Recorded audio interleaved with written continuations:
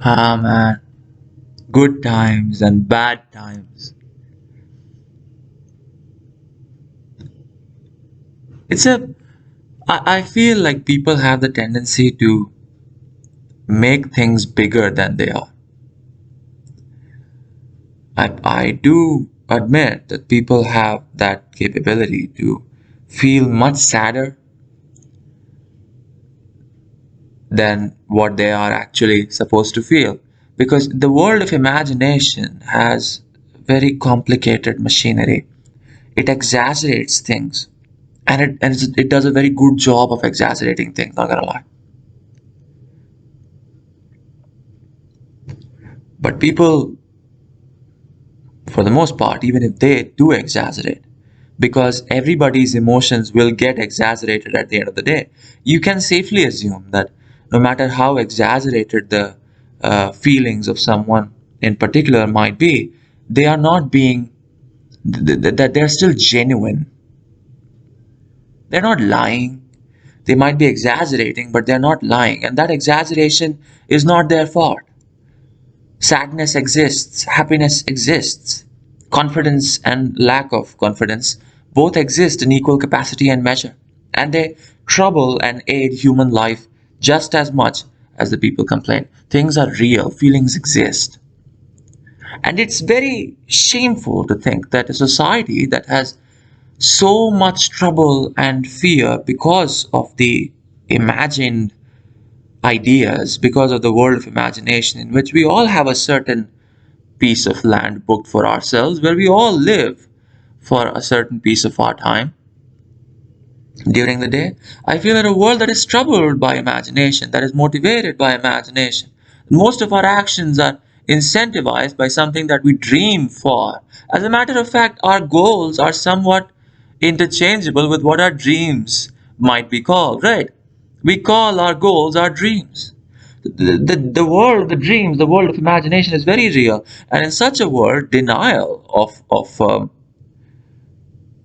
the power that this psychological world has over the real world is shameful.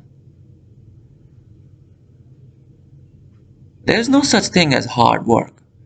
There's only a good time where you're in a good state of mind, where you expect success.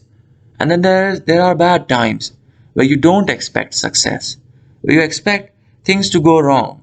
And then that expectation is not without proof. It doesn't come out of thin air. It happens because things actually do go wrong for you. And that proof of things always going wrong makes you stop believing in success. On the other hand, when things always go right for you, for whatever reason, you- your car doesn't break down on the way to the on your way to work, you don't miss your buses, you don't lose marks unnecessarily on your tests, your advances towards your romantic interests of the same sex or the other sex somehow makes you more successful and feeling more confident about yourself. People appreciate you, people talk to you, you get more money more easily, you feel like you cannot go wrong, you feel lucky and rich. Those are good times. And this social world where luck reigns supreme, these lucky times make you feel real feelings.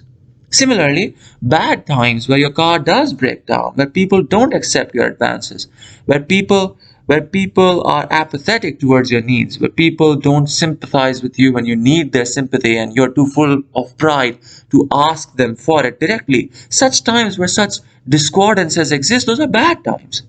And they invoke real bad feelings in your mind.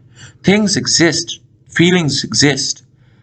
We must come to understand that in the real world, luck reigns supreme. And this luck causes us to feel good or feel bad. There is no such thing as proportional return to work. When society will understand that we are helpless in front of circumstances, when the chemicals in our head would start going haywire, and in whose head they'll start going haywire is impossible to tell, when they will realize that, then I think they will become enlightened, and then I think true cooperation will result. Otherwise, you cannot force cooperation and love. But one day, when that understanding comes, that luck is the only thing that's ruling everyone, and our feelings of being good and being bad are all forced by this series of chance dependent scenarios, then I think true cooperation will exist. And let's wait for that day.